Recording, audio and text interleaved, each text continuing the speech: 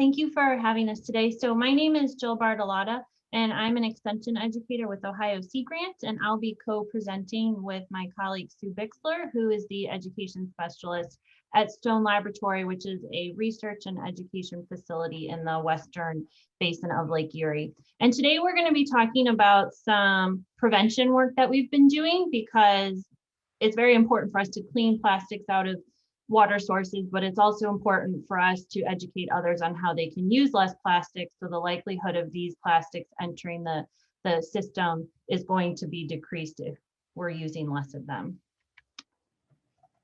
So we decided to focus on bag bans and skip the straw initiatives for this research. And the reason we chose these items is because in our area of Cleveland, Ohio, which is in the northeastern part of Ohio, it has been looking at some bag ban initiatives. They did pass a bag ban in January of 2020 with full enforcement and implementation occurring 6 months later. However, COVID occurred in March, and so we did see a pause on bag bans at a global scale, but in our area, any type of enforcement of plastics reduction legislation has been paused by our governor until January of 2021. So that did affect the results of this study, which I'll talk about a little later. And then we chose straws because one of our study locations is an island tourism central. And so there's a lot of restaurant businesses on this island. And one of the main items we were finding on our beach cleanups were straws. And it's a simple item that can be easily removed. And so that's why we decided to look at bags and straws. So this research has all been funded by the NOAA Marine Debris Program through a series of grants. And several years ago, my colleague Scott Hardy and I started looking at why people aren't always using reusable bags. And what we found from survey work is that most people are forgetting to bring bags into the store with them, or about 55% of people, they are going to use that bag for something else. And most commonly we found is that people are using it to line garbage bins within their home or to pick up animal waste.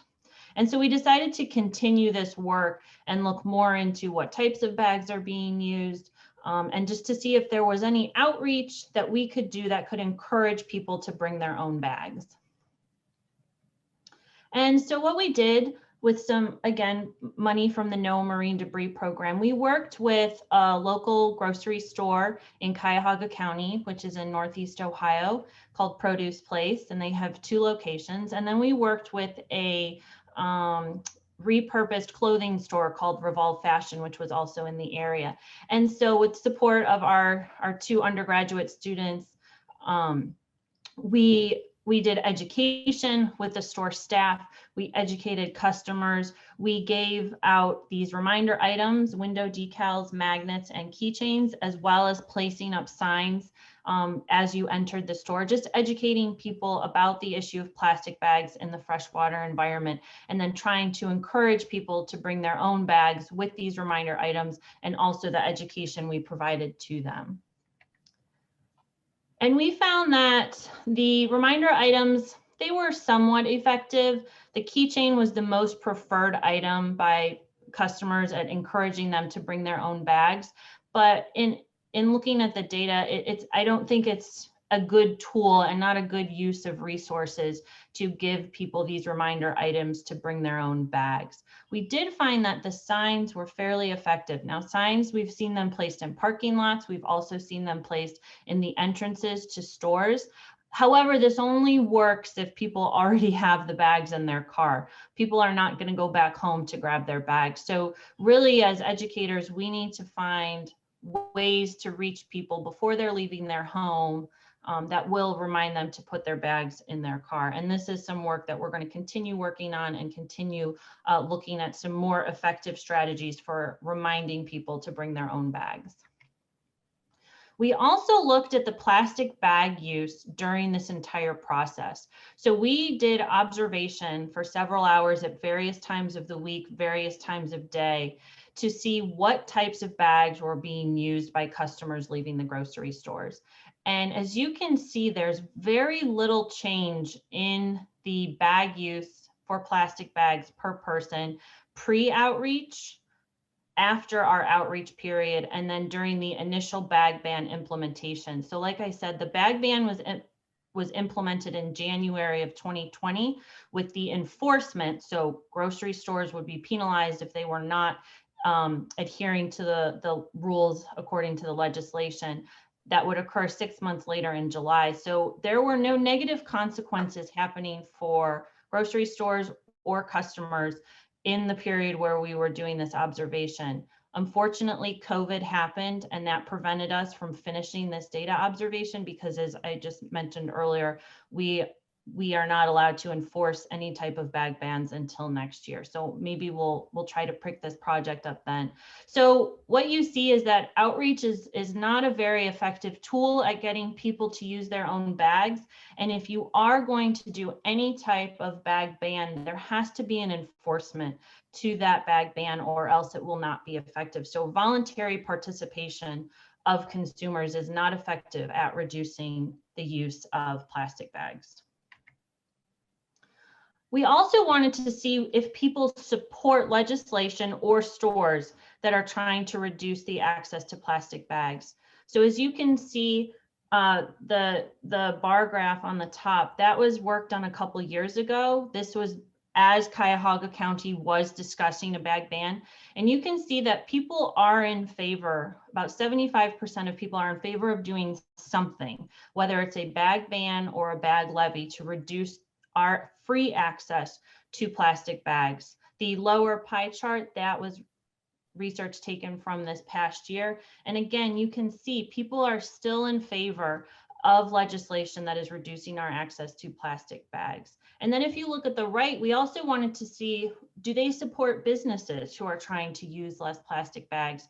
And as you can see, customers are in support of businesses that are willing to either charge or ban plastic bags in their store. And this is businesses making their own decision. This is not necessarily a business that is following some type of government legislation that is requiring them to reduce the use or the access of plastic bags. And what we also did is we spoke with the staff at the store because unfortunately, when we implement bag bans, it's not educators or those who are creating this legislation that are having to deal with the customers. It's those on the front end in the stores that are having to deal with angry or upset customers. And so what we found is, according to the customers at our thrift store, our clothing store, they found that most people were fine that the store, they didn't offer any bags at all anymore. Some were very excited about it. Some did get upset. Now, those who got upset are those people who are going to take public transportation. It's harder for them to carry items if they don't have a bag. Also, those who are in minority categories that are typically prosecuted, or looked at as being thieves. And so those people were very upset because if they don't have a receipt or a bag when they leave the store, they're afraid people are going to think they're stealing. And so that's why they were very upset when they were not given proof of purchase from the store.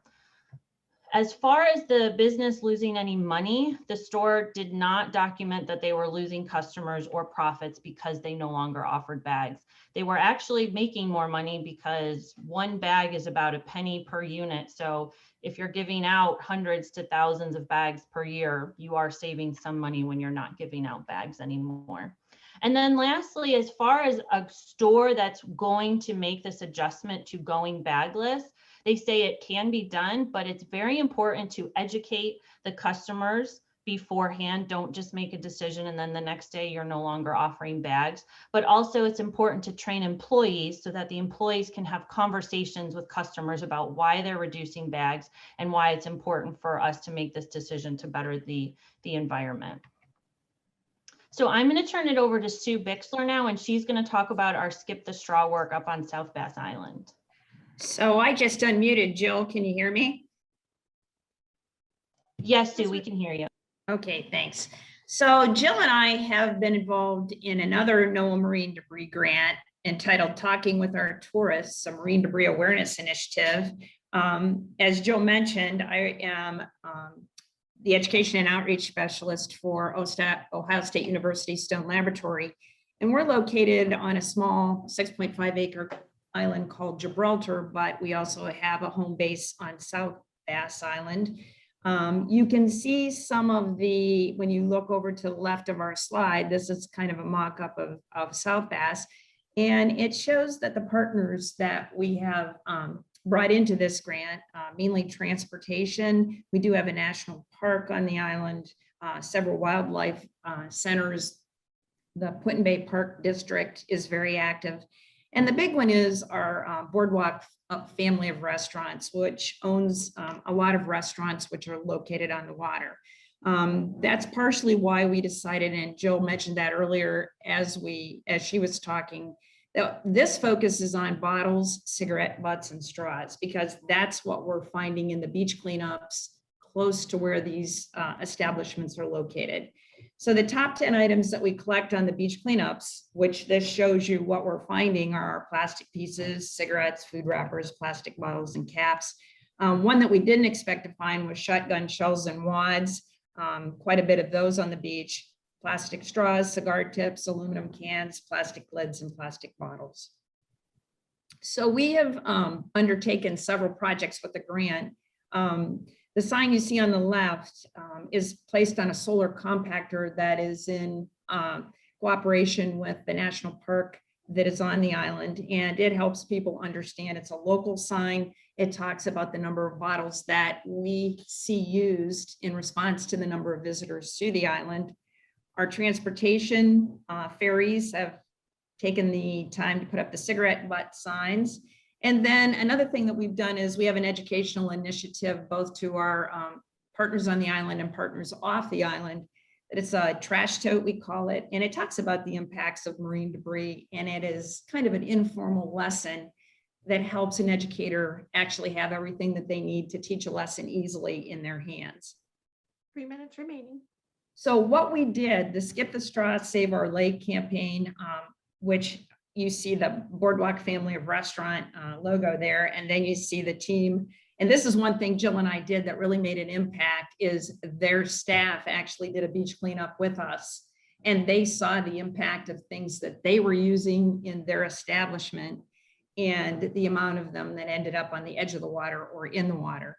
So in 2016, there was no campaign to ban any straws. 2017, they started an initiative somewhat on their own. We were not involved. They stopped freely putting straws in their drinks. And you can see the numbers here that we have shown. So they were down by 2017. 2018, they officially started the Skip the Straw campaign again, down straws. And then in 2019, we joined the project. There was a 30%, looks like there wasn't a change and that it has gone up, but there was actually a 30% sales increase in drink sales. So that still is a decrease in straw use. So it's a reduction of 108,400 straws in 2 years. So we're proud about that. We've actually worked with the staff. There's focus groups. They've been trained. They understand why they are doing this. They're not just making, we're not just asking them to skip the straw. We're actually training them. In our focus groups, staff responses, you can see some of them, 3 people stopped using straws altogether, all staff trying to use usable cups or water bottles now. So we've made an impact on our staff as well. The customer response has been overwhelmingly positive. And there are people who still request straws. We understand that some people still need them. They may have a disability. And they understand also when someone asks, well, why can't I have a straw? Our staff, because they've been trained, or the staff, because they've been trained, can actually give them good ideas or good reasoning behind why we're doing this. Financially, the restaurant has not lost business and the staff isn't losing tips. So it's been a win-win. 1 minute remaining. We have put some pledge cards into use. These pledge cards at different events around the island. Again, this is targeted to our tourists. And the response that we've got back, 51% of our respondents said they're going to switch over to a reusable water bottle. 38% said that the change that they were going to make was a reusable bag. And 38% of the respondents were willing to switch to carrying their own straw or not taking a straw. If you have any questions, I'll let Jill chime in here real quick. We're right on the dime, so we need to head off. But if you're ever in our area, stop by. Stone Lab would love to have you come over and experience what we're doing. there is our contact information, and feel free to get a hold of us if you're interested in our project. Thank you.